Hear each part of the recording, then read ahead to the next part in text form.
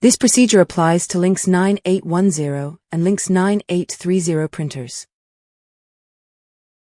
Open the main menu, then select Regional Settings. Tap the Keyboard Language field. Scroll through the language list to find Simplified Chinese.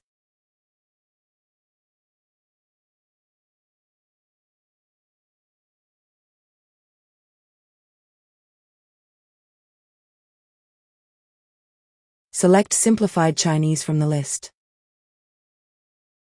Confirm that the keyboard language is now set to Simplified Chinese.